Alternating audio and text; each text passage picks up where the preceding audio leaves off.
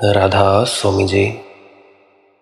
बाणी बाणी राधा स्वामी दयाल सतनाम सतपुरुष की। आज की सत्संग वीडियो का विषय है, नामदान तो ले लिया है, फिर भी इतने चिंताग्रस्त और परेशान हम क्यों रहते हैं।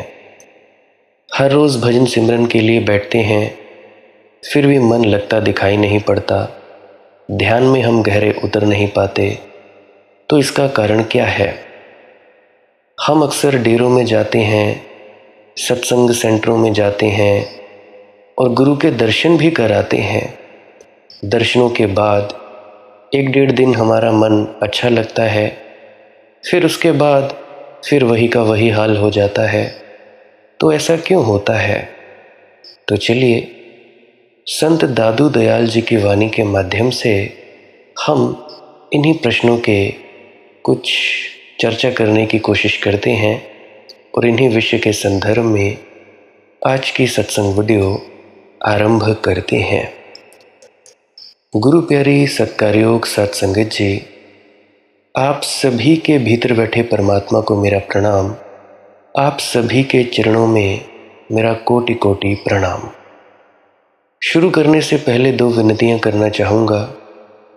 पहली विनती मेरी यह है कि जो भी व्यक्ति पहली बार इस YouTube चैनल पर आया है, वो कृपया इस चैनल को सब्सक्राइब करके ऑल बेल नोटिफिकेशन आइकन को ज़रूर दबाएं, ताकि जो भी नई वीडियो डाली जाए, जब भी, वैसे तो सुबह 5:05 डाली जाती है, तो इस वक्त जब डाली जाए तो सबसे पहले आप तक पहुंच पाए।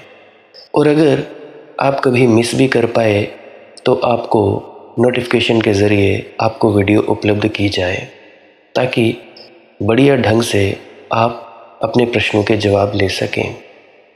दूसरी मेरी विनती यह है, अगर सुनना शुरू कर ही दिया है तो कृपया इस पूरी वीडियो को अंत तक सुनने की कृपालता ज़रूर करें जी।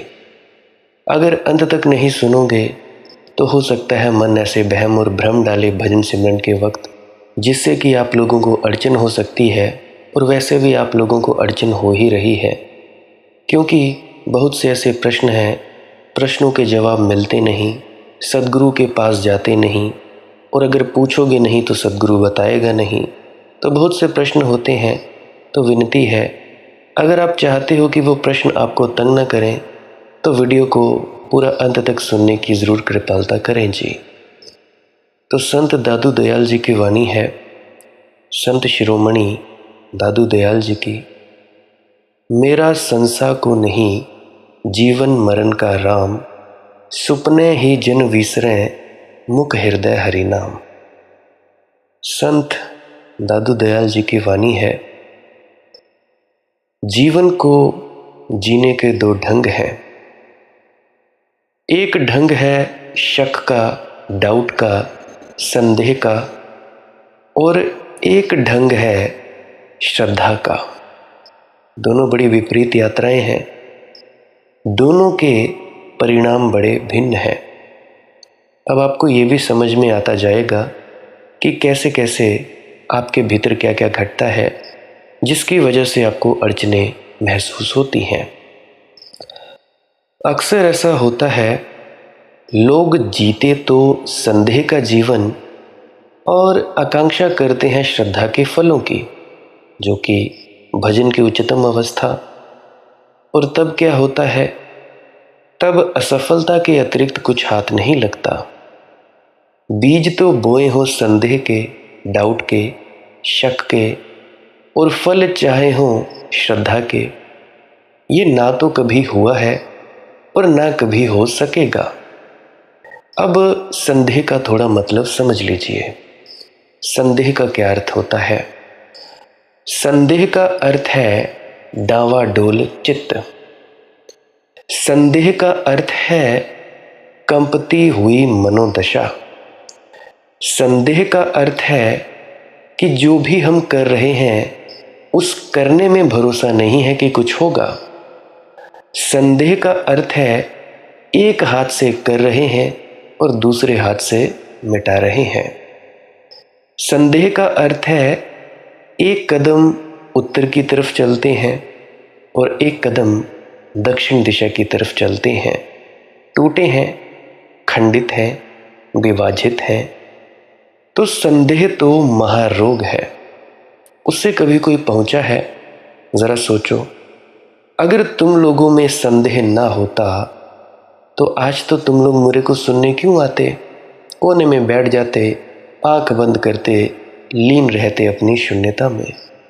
परंतु फिर भी कुछ हुआ नहीं। कारण यही है कि तुम लोगों में संदेह का महारोग है। उससे चलने वाला चलता तो बहुत है, मार्ग तो बहुत तय करता है। जैसा कि आप सभी कहते हैं कि हम भजन सिमरन करते हैं, सुबह करते हैं, दोपहर करते हैं, शाम करते हैं, परंतु मंजिल कभी नहीं आती। यही कारण है कि संदेह में जीते हो कि पता नहीं होगा या नहीं होगा। अब श्रद्धा का अर्थ थोड़ा समझ लीजिए। श्रद्धा का अर्थ है स्थिर हुआ चित्त। श्रद्धा का अर्थ है एक स्वर हुआ चित्त। श्रद्धा का अर्थ है एक ही धुन बजती है, द्वैत नहीं है। जिस यात्रा पर निकले हैं पूरे ही प्राण निकल गए हैं, पीछे किसी को छोड़ नहीं दिया है। एक अंग नहीं गया है यात्रा पर, बल्कि समग्रता से चले गए हैं। और बड़े मज़े की बात है कि जैसे संदेह वाला आदमी चलता बहुत है पर पहुंचता नहीं, श्रद्धा वाला आदमी चलता ही नहीं और पहुंच जाता है। अगर पहली बात तुम्हें समझ में आ गई हो कि संदेह वाला आदमी चलता बहुत है, पहुंचता नहीं, जैसा कि आप सभी की मनोदशा है, तो दूसरी बात की भी हल्की झलक मिल सकती है। श्रद्धा वाला चलता ही नहीं बल्कि पहुंच जाता है, बैठे बैठे पहुंच जाता है, कुछ करता नहीं और पहुंच जाता है। संदेह वाला बहुत उपक्रम करता है। संदेह करना होता है जब तुम किसी गुरु के पास जाने वाले हो, उससे पहले संदेह करो, खोजबीन करो। परंतु जब नामदान ले ही लिया, दीक्षा ले ही ली, या किसी गुरु पीर पैगंबर के सामने झुक ही गए, फिर तो भाई सीधी बात मान लेनी ही जरूरी है। तो श्रद्धा वाला सिर्फ श्रद्धा करता है, उतना काफी है। उससे बड़ा कोई उपक्रम नहीं है, उससे बड़ा कोई उपाय नहीं है। पर जो संदेह में ही जिए हैं उन्हें बड़ी कठिनता होती है कि श्रद्धा से कोई पहुंचेगा कैसे और बैठे बैठे पहुंच जाएगा। ऐसा बहुत से प्रश्न मुझसे पूछते हैं कि क्या होगा, कैसे जाएं भीतर, ये कर दे, मुझे वो विधि बता दे। अजी सच्ची सच्ची बताऊं, तुम लोगों की जितनी भी विधियां हैं, ये सब विधियां तुम लोगों को सिर्फ थकाने के लिए हैं। चाहे जाप कर लो, चाहे एकाग्रता कर लो, चाहे कोई भी चीज़ कर लो, चाहे सांस क्रिया कर लो, ये सब जो विधियां हैं ये तुम्हारे शरीर को रिलैक्स करने के लिए हैं, आरामदायक पोजीशन में पहुंचाने के लिए हैं।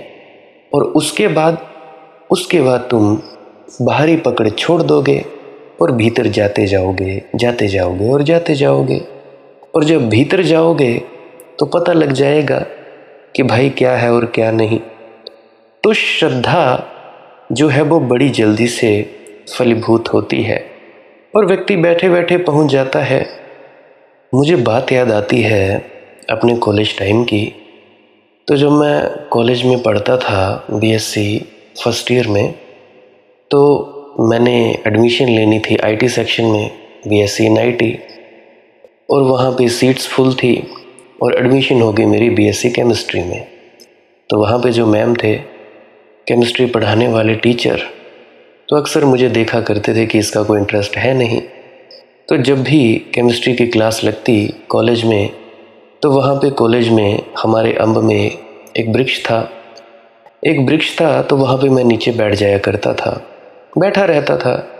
क्योंकि केमिस्ट्री मेजर था तो केमिस्ट्री की 2-3 क्लासेस लगती थी। 3 दिन कुछ और लगता था, अगले 3 दिन कुछ और लगता था। पहले 3 दिन केमिस्ट्री की 2 क्लासेस, अगले 3 दिन 1 क्लासेस, मेजर और माइनर सब्जेक्ट। तो मैं बैठा रहता था। तो एक दिन क्या हुआ, मेरा जो मित्र था लक्की, लखविंदर उसका नाम है, अभी तो वो भर्ती है फ़ौज में, वो आया।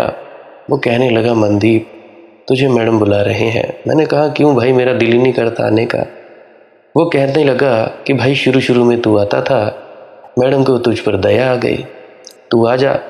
मैंने कहा भाई मैडम को आना हो तो वो खुद आए, मैं कहीं नहीं जाऊंगा, ना मेरा दिल करता है वहाँ बैठने का और ना ही मेरा कोई इंटरेस्ट है केमिस्ट्री पढ़ने का, क्योंकि मेरा इंटरेस्ट था IT सेक्शन में। तो करूँ क्या।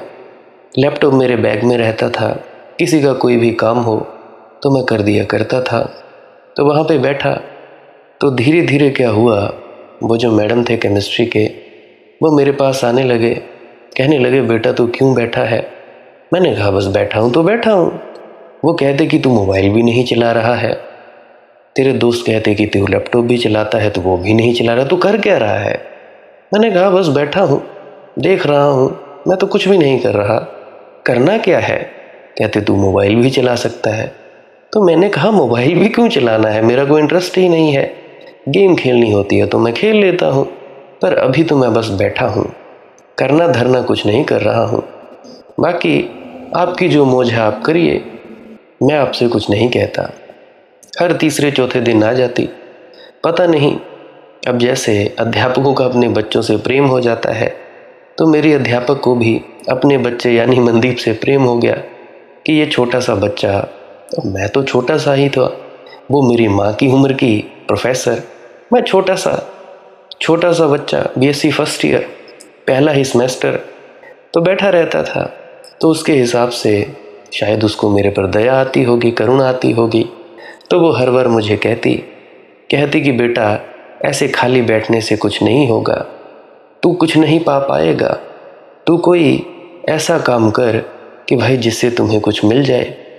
तो मैंने क्या कहा कि भाई आप तो नहीं बैठे रहे, क्या कुछ मिल गया आपको, आप तो काफ़ी दौड़ धूप में हैं, रोज़ पढ़ाती हैं, आती हैं, संडे की आपको छुट्टी मिलती है या जो भी छुट्टियों की छुट्टी मिलती है, आप तो काफ़ी दौड़े, अगर आपको कुछ मिल गया हो तो मुझे बता दें, और अगर ना मिला हो तो मुझसे बैठना सीख लें। उस दिन से उन्होंने मेरे पास आना बंद कर दिया, बुलाना भी बंद कर दिया, क्योंकि मेरा इंटरेस्ट नहीं था, मैं जाता नहीं था। ऐसे ही कोई 2 महीने बीत गए। तो 2 महीनों के बाद मैं फिर से वहीं बैठा, तो मैं देख रहा हूँ मैडम ने क्लास अपनी अटेंड की, मेरे पास आ रहे हैं। मैं हैरान हुआ कि आज क्यों आ रहे हैं ये। तो वे मेरे पास आए और कहने लगे मुझे कि यार मनदीप मुझे क्षमा करो, मुझसे बड़ी गलती हो गई, क्यों मेरे पीछे पड़े हो, दिन में कई बार तुम्हारी याद आती है, और कल रात तो हद हो गई, रात भर तुमने सोने न दिया, सपने में भी बैठे हो और मुझसे कह रहे हो सपने में कि मैडम जी तुम भी बैठो यहाँ आराम से, मुझसे भूल हो गई जो मैंने कहा तुम्हें, और यही निवेदन करने आई हूँ कि मैंने कुछ पाया नहीं चलकर, इतनी दौड़ धूप की, मेरे बच्चे हुए, अभी यहाँ पढ़ा रही हूँ, मैंने तो कुछ भी नहीं पाया, बस एक टीचर बनकर रह गई हूँ, और तो मैंने कुछ नहीं पाया। और अगर नहीं बैठ पा रही हूँ तो सिर्फ इस कारण कि मुझे चलने की आदत हो गई है, लेकिन कौन जाने शायद तुम पालो, मैं अपने शब्द वापस लेती हूँ, बस तुम मुझे माफ़ करो। मैं भी बाद में सोचता रहा कि मैंने किया करा तो कुछ नहीं, और ना ही मैंने बोला कि तुम याद करो। तो श्रद्धा तो बैठने का एक ढंग है, संदेह चलने की एक प्रक्रिया है, संदेह दौड़ है, श्रद्धा विश्राम है। संदेह पाने की आकांक्षा है, पाने की आकांक्षा, सचखंड पहुंच जाऊं, परमात्मा प्राप्ति हो जाए, मुक्ति मिल जाए, मोक्ष मिल जाए। और श्रद्धा का ये है कि पा लिया बस, ऐसा भाव है। अब इसे ज़रा तुम लोग ठीक से समझ लो, क्योंकि अगर यही बीज ना हुआ मूल में तो जिस वृक्ष की हम कल्पना कर रहे हैं वह कभी भी प्रगटेगा नहीं। श्रद्धा तो पा लिया ऐसा भाव है, पहुंच गए ऐसी प्रतीति है, आ गया मंदिर कहीं जाने को नहीं, और ऐसी चित्त दशा है। संदेह सदा कहता है और आगे और आगे, संदेह तो मील का पत्थर है जिस पर तीर लगा हुआ है, और आगे और आगे। परंतु श्रद्धा, श्रद्धा तो ऐसी भाव दशा है, यहीं अभी और यहीं। संदेह वाले व्यक्ति को श्रद्धा वाला व्यक्ति अंधा दिखाई पड़ता है। श्रद्धा वाले व्यक्ति को संदेह वाले व्यक्ति पर दया आती है कि नाहक व्यर्थ की दौड़ी धूप कर रहा है, कहीं पहुंचेगा नहीं, गिरेगा बस, और बुरी तरह गिरेगा। श्रद्धा वाला आदमी भी कब्र में उतरता है, लेकिन उसके उतरने में एक शान होती है। कब्र में भी जाता है तो शाही ढंग से जाता है। मुझे आज भी याद है, जब मेरी दादी जी मरे तो उनके मुंह का तेज, क्या बात है, उनके चेहरे का नूर, बड़े शान से मरे। तो उसकी समाधि साधारण समाधि नहीं होती श्रद्धा वाले व्यक्ति की। उसकी समाधि परमात्मा से मिलन का द्वार होती है।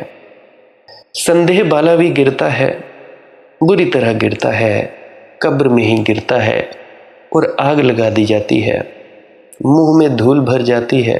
अगर कब्र में है, चीखता है, चिल्लाता है, बचना चाहता है, जिंदगी भर चला है और कब्र रोके देती है।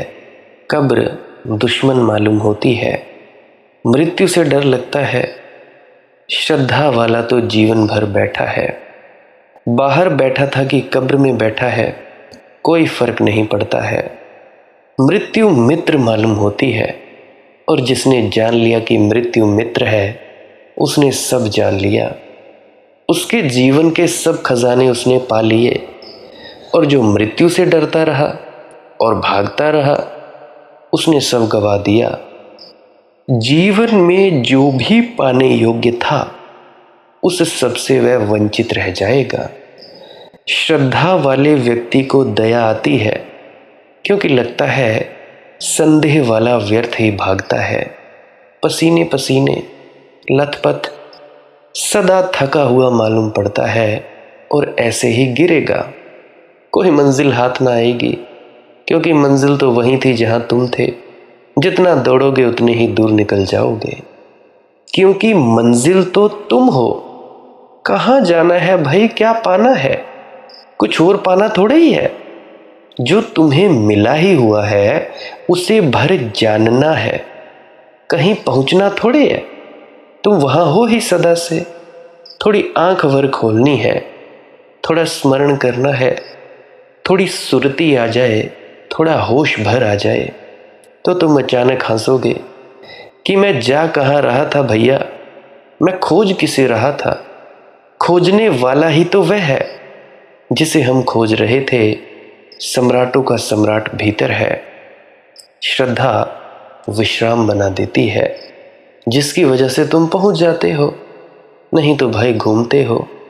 तो श्रद्धा विश्राम बनाती है, क्योंकि जब चित्त में कोई विरोध ही ना रहा, कोई विषमता ना रही, सब स्थिर हो गया, तो गति शून्य हो जाती है। उस गति शून्य दशा का नाम ही समाधि है। ये श्रद्धा के फॉर्मूलाज हैं, सूत्र हैं। एक एक शब्द को हमें ठीक से समझना पड़ेगा। मेरा संसा को नहीं, जीवन मरण का राम, सुपने ही जिन विसरै, मुख हृदय हरि नाम। दादू जी कहते हैं, मेरा संशय जा चुका, मेरा अब कोई संशय नहीं, अब मैंने श्रद्धा पा ली। श्रद्धा उपलब्ध ही है, श्रद्धा उपाय नहीं है, उपलब्धि है। तुमने लोगों को कहते सुना होगा कि श्रद्धा से परमात्मा पाया जाता है। गलत कहते हैं वे लोग। श्रद्धा परमात्मा है। श्रद्धा कोई उपकरण थोड़ी है कि इससे परमात्मा को पाया जाता है। ये कोई विधि थोड़ी ही है, ये कोई तकनीक थोड़ी ही है। इसीलिए ऐसी घड़ी कभी नहीं आती जब श्रद्धा टूट जाए, क्योंकि तकनीक होता तो श्रद्धा टूट जाता। जब पा लिया तो तकनीक व्यर्थ हो जाता है, विधि तो छूट ही जाएगी, मार्ग तो छूट जाएगा जब मंजिल मिलेगी। श्रद्धा कभी नहीं छूटती। श्रद्धा परमात्मा को पाने का उपाय नहीं है, श्रद्धा परमात्मा है। वह विधि नहीं है, वही लक्ष्य है, मेरा संशय को नहीं। दादू जी कहते हैं, अब कोई संशय ना बचा, कोई संदेह मन में ना रहा और श्रद्धा उपलब्ध हो गई। संदेह का अर्थ होता है हमेशा डरे हुए जीते हो। प्रेम करते हो लेकिन संदेह है, प्रेम नहीं हो पाता। मित्रता बनाते हो लेकिन संदेह है, मित्रता नहीं हो पाती।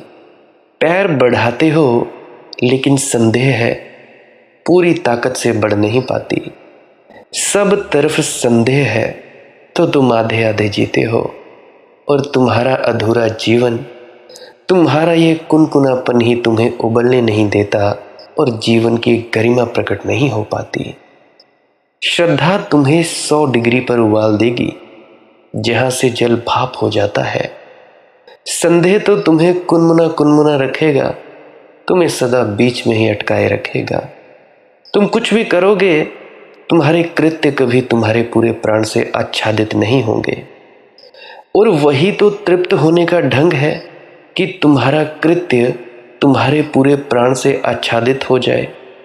तुम जो करो उसे करने में तुम पीछे ना रहो, डूब जाओ, पूरे एक हो जाओ। अब मेरे मित्र ने पूछा, एक ने, कि भाई जब मैं काम करता हूँ तो धुन मुझे तेज सुनाई देती है, मुझे पता ही नहीं चलता कि मैं क्या कर रहा हूँ क्या नहीं, मुझे बस दिखाई देता है कि काम चल रहा है। और जब मैं ध्यान के लिए बैठता हूँ तो मुझे धुन की आवाज़ कम सुनाई देती है। कारण क्या है? कारण यही है कि किसी एक कृत्य में डूबे और ध्यान के वक्त नहीं डूबे। तो मैं कहता हूँ, नाचो तो नाच बचे, नाचने वाला ना बचे। काम करो, काम करने वाला ना बचे, बस काम हो ही रहे। देखो तो आँख हो जाओ और सब खो जाए, सुनो तो कान हो जाओ, कुछ और ना बचे। जिस दिन तुम्हारा कृत्य समग्र होता है, टोटल होता है, उसी दिन तो जीवन में आनंद की वर्षा शुरू हो जाती है। तालमेल बैठ जाता है, अभी बस तालमेल टूटा हुआ है। वर्षा तो हो ही रही है आनंद की, तुम्हारा सभी का पात्र उल्टा रखा है। वर्षा होती रहती है और तुम लोग रोते चिल्लाते रहते हो। तो मैं क्या कहता हूँ, संदेह उल्टा पात्र है, तुम कंपते रहते हो। ऐसे ही समझो कि कोई आदमी कंपते हुए हाथों से तीर चलाए या गोली चलाए तो कितना ही लक्ष्य पास हो, क्या फर्क पड़ता है। कंपते हाथ तीर को न चला सकेंगे, गोली को न चला सकेंगे। कंपते हाथ उस गोली या तीर को भी कंपा देंगे। कहीं देखेगा, कहीं सोचेगा, वहीं तीर लगेगा। पाना चाहते हो सुख और मिलता है दुख। जीवन भर हाथ साधते हो कि सुख पर तीर लग जाए, लगता नहीं, चूक जाता है। हाथ ही कंप रहे हैं, हृदय ही कंप रहा है। तुम एक कंपन हो तो तुम्हारा तीर चूक जाएगा। जब तक संशय है मन में, तब तक तुम चूकते ही रहोगे। संशय की अवस्था रुग्ण अवस्था है। मुझे एक बात याद आती है अपने गांव की। मेरे गांव में एक दादी जी रहते थे, काफ़ी बुज़ुर्ग थे, मेरे ख्याल से 60-70 साल की उम्र रही होगी उनकी, अब तो शायद चलवसी होंगी। तो जब मैं छोटा था तब क्या हुआ करता था कि मैं उनके घर दूध लेने जाया करता था। गाय थी उन्होंने एक रखी हुई, तो मैं दूध लेने जाया करता था। तो वो बिल्कुल संशय का प्रतीक थी। वह अकेली ही थी जो संशय का प्रतीक थी। घर में कुछ था भी नहीं कि कोई चोरी हो जाए। जो दूध से मिलता, जितने पैसे मिलते, अपनी जो चुनरी है उसमें गांठ बांधकर अपने ही सिर पर रख लेती थी। तो जब कहीं भी जाती, बाजार में जाती, कहीं भी, तो ताला लगा कर जाती। तो उनका संशय इतना प्राण लिए दे रहा होता था उनका कि ताला लगाती, हिलाकर देखती, 10 कदम फिर से जाती, फिर लौट आती। 10 कदम जाने में संदेह फिर पकड़ लेता कि पता नहीं ताला लगाया, हिलाया कि नहीं हिलाया। तो उसके बाद फिर से, तो जो हमारा पूरा गांव था सभी बच्चे उन दादी को मुसीबत में डालते रहते थे। वे कहीं पहुंच गए, बाजार में सब्जी लेने। कोई मिल जाएगा, कहेगा दादी जी ताला खुला पड़ा है। फिर कोई उपाय नहीं है कि वे वापस लौट कर ना आए। और ऐसा भी नहीं कि ऐसा 1000 दफ़े मजाक हो चुकी हो और 1000 दफ़ा गलत पाया ताला को लगा ही हुआ है, लेकिन पता नहीं 999 दफ़ा लोगों ने झूठ कहा हो और अब ये लड़का ठीक ही कह रहा हो। मैं फिर लौट जाते, मैं फिर घर ताला लगाकर हिला हिला कर देखती। अगर कहीं जग हो, हमारे यहाँ पे धाम होती है, खाना खाने चले जाती, बुला लिया जाता। तो अगर कोई कह दे बस कि दादी जी ताला, ये भी नहीं कहा कि खुला है कि नहीं, सिर्फ ताला, बस खाना छोड़ के घर को भागी।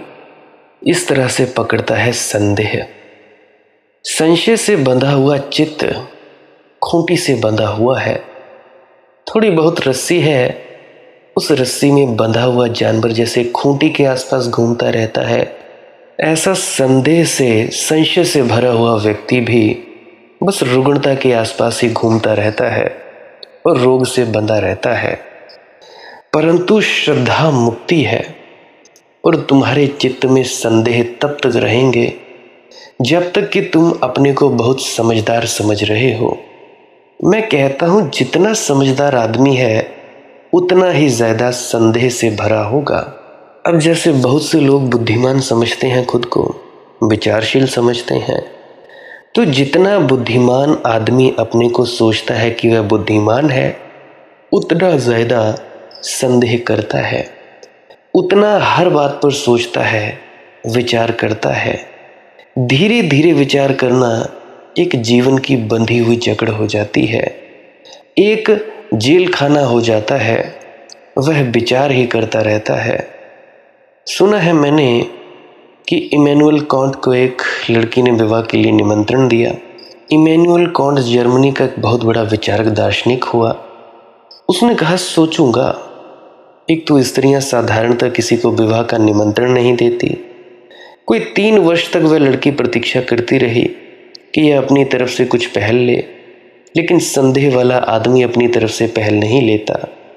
जब तक झंझट से बचे रहे तब तक ठीक। इमैनुअल कांट ने अपनी तरफ से पहल ना ली। जब लड़की ने मजबूरी में पहल भी ली तो उसने कहा मैं सोचूंगा, क्योंकि समझदार आदमी बिना सोचे कुछ भी नहीं करता, वह बिना सोचे प्रेम भी नहीं करता। उसने काफ़ी सोचा विचारा। विश्वविद्यालय में जहाँ वह प्रोफेसर था वहाँ के पुस्तकालय को छान डाला। सारे पक्ष विपक्ष में जितने भी बिंदु हो सकते थे सब लिख डाले कि ब्याह करो तो क्या लाभ है, ना ब्याह करो तो क्या लाभ है, करो तो हानि कितनी है, ना करो तो हानि कितनी है, सब लिख डाला। बड़ी मुश्किल में पड़ गया। जैसे जैसे खोजता गया वैसे वैसे जाल बड़ा होता गया, जंजाल बनता गया। कहते हैं उसने कोई 350 पक्ष में और 350 विपक्ष में तर्क लिख दिए। सब हफ्ता काफ़ी समय निकल गया। जब तर्क बराबर ही हो गए दोनों तरफ, 350 इस तरफ और 350 उस तरफ, और तर्क की ये खूबी है अगर तुम खोजते ही जाओ तो हमेशा पाओगे, वे बराबर हो जाते हैं। क्योंकि हर तर्क दूधारी तलवार है, वह दोनों तरफ काटता है। अब अगर तुम मुझसे कहोगे कि मैं क्या कहता हूँ, मैं इन्हीं सभी बातों को झुठला सकता हूँ अपने तर्क के माध्यम से। जो भी मैंने आज तक कहा, तर्क ऐसी दुधारी तलवार है। बुद्धि में ऐसा ही होता है। जो लोग तर्क के द्वारा निष्कर्ष ले लेते हैं वे ठीक तर्कनिष्ठ नहीं है, इसीलिए उनको तर्क की पूरी कला नहीं आती, नहीं तो तर्क को कभी भी कोई निष्कर्ष लेने ही नहीं देगा। जो आदमी ठीक ठीक तार्किक है वह निष्कर्ष नहीं ले सकता, क्योंकि हर तर्क दोनों तरफ काटता है, बराबर काटता है। तो ऐसी तो कोई घड़ी आती नहीं जिस तरफ एक तरफ तर्क ज़्यादा हो दूसरी तरफ तर्क कम हो, वह बराबर ही होता है, क्योंकि हर तर्क दोनों तरफ काटता है। ठीक तार्किक व्यक्ति निष्कर्ष ले ही नहीं सकता, निर्णय ले ही नहीं सकता। तो बात कर रहा था मैं इमैनुअल कांट की। इमैनुअल कांट बड़े से बड़े तार्किकों में से एक था। देखा कि सब खोज व्यर्थ गई, दोनों तरफ बराबर तर्क हो गए। अब कैसे निर्णय लेना, बात वहीं की वहीं खड़ी है। 350 तर्क खोजने में जो समय गया वह तो व्यर्थ गया। अब निर्णय कौन ले? निर्णय अब उसी को लेना है। तर्क से कुछ सहारा न मिला तो वह गया, लड़की के द्वार खटखटाए, लेकिन पता चला कि लड़की की तो शादी हो चुकी है, उसको तो 3 बच्चे भी हो चुके हैं। तो वर्षों पहले की बात थी, ये तो वह भूल ही गया इस तर्क की उधेड़-बुन में। इमैनुअल कांट अविवाहित ही रहा, अविवाहित ही मरा, क्योंकि तर्क ने निर्णय ही न लेने दिया। ऐसे तुम सब करते हो, सोचते हो, विचारते हो, ये सही ये गलत, ऐसे बैठो वैसे बैठो, ये करो वो करो, अंदर तो उतरते नहीं, तो इसीलिए तुम सब बाहर ही बाहर हो। तो संदिग्ध व्यक्ति निर्णय ले ही नहीं पाता, और अगर संदिग्ध व्यक्ति भी निर्णय लेता है तो उसका एक ही अर्थ है कि उसने संदेह पूरा ना किया। कहीं ना कहीं संदेह की यात्रा में उसने थोड़ी बहुत श्रद्धा कर ली। जहां श्रद्धा की वहीं निष्कर्ष आ गया। श्रद्धा ही निष्कर्ष है और कोई निष्कर्ष है ही नहीं। अगर तुमने कभी भी कोई निष्कर्ष लिया है तो तुम गौर करना कि वह संदेह के कारण नहीं लिया है, संदेह से थक कर लिया है, तर्क के जाल से ऊहापोह से बेचैन होकर लिया है। ऐसी जगह पहुंच गए कि खुद ही थक गए और कहा कि ठीक है भैया, अब ले ही लो ये निर्णय, अब कुछ तो करना ही पड़ेगा, इसलिए कुछ करो। ये तो पहले ही क्षण में हो सकता था, ये इतना समय खोजने की कोई जरूरत भी ना थी, ये इतना बहुमूल्य जीवन व्यर्थ ही गया। श्रद्धा निष्कर्ष है। श्रद्धावान व्यक्ति प्रतिपल निष्कर्ष में जीता है।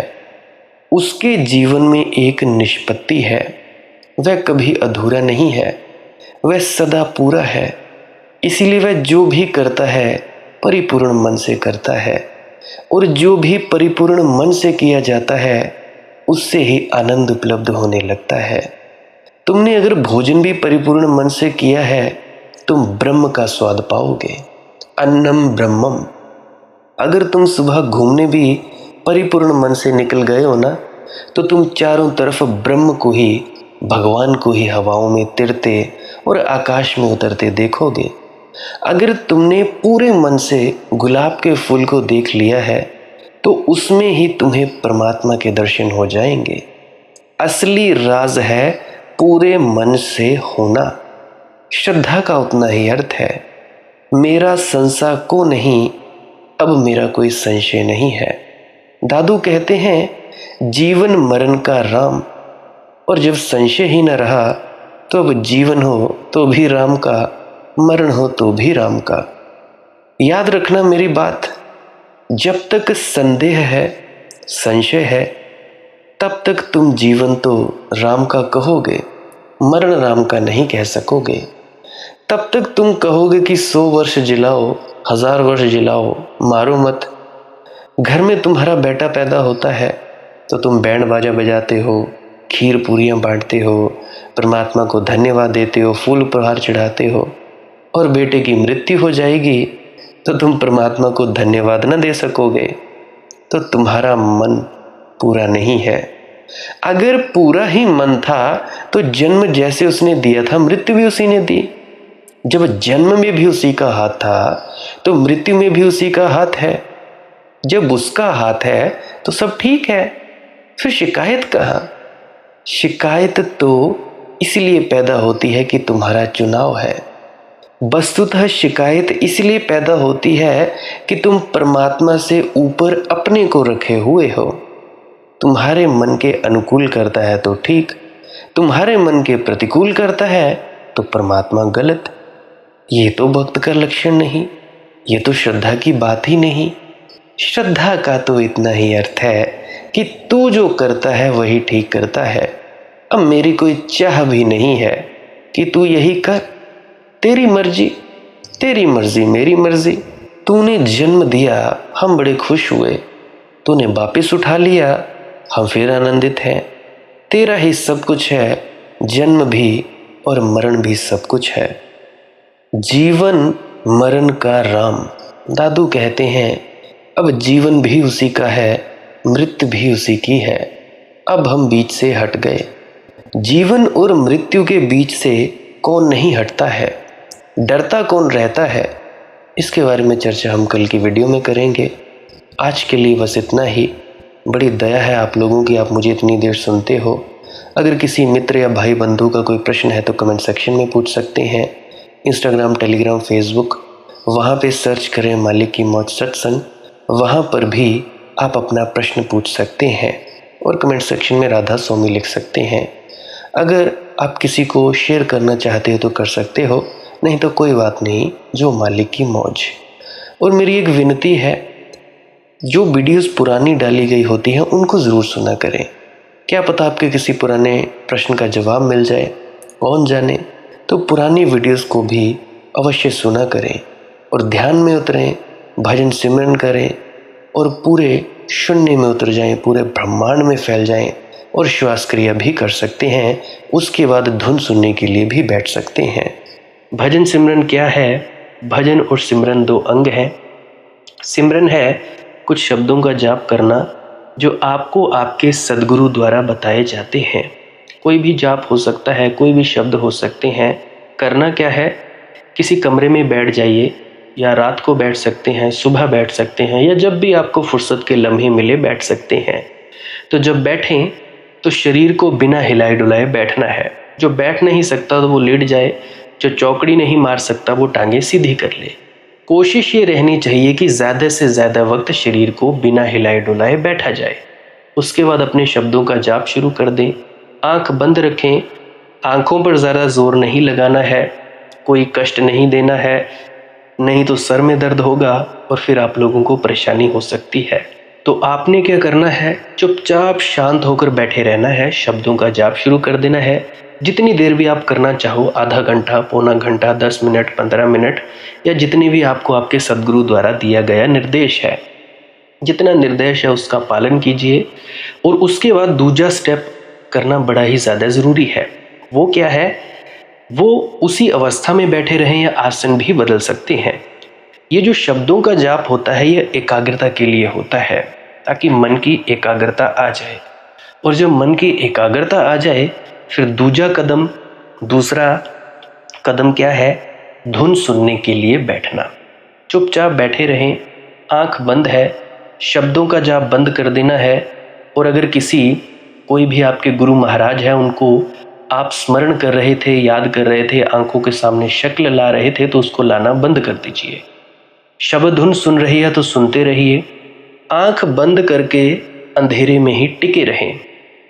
टिके रहना है और ये इच्छा नहीं करनी है कि कुछ दिखे, कहीं पहुंचा जाए, परमात्मा को पाना है, ये करना है, वो करना है। याद रखें, ना कुछ समझना है, ना कुछ देखना है। ऐसे ही अज्ञानी होकर इसी अंधेरे में पड़े रहें। इसी अंधेरे में पड़े रहना है बस। उसके बाद जो होगा सो होगा। और अगर कोई अनुभव हो भी गया तो इससे ये नहीं कि अगली बार फिर से कामना करनी है कि ये वैसे ही हो। कामना ही सबसे बड़ी अड़चन है, इच्छा ही सबसे बड़ी अड़चन है, किसी चीज़ की तृष्णा करना ही सबसे बड़ी अड़चन है, मांग ही वासना है। अगर परमात्मा चाहिए तो कुछ नहीं मांगना है, चुपचाप बस बैठो, अपने आराम में बैठो, अपने विश्राम में बैठो। धीरे धीरे धीरे वो होगा जो होना चाहिए। अगर मैं ज़्यादा बोलूँगा तो आप लोग फिर से उसकी कल्पना कर लोगे कि जी ऐसा होता है, खंड ब्रह्मांड ऐसे होते हैं, चांद तारे दिखेंगे, फलाना ढिकाना। तो मैं ऐसा नहीं कहूँगा।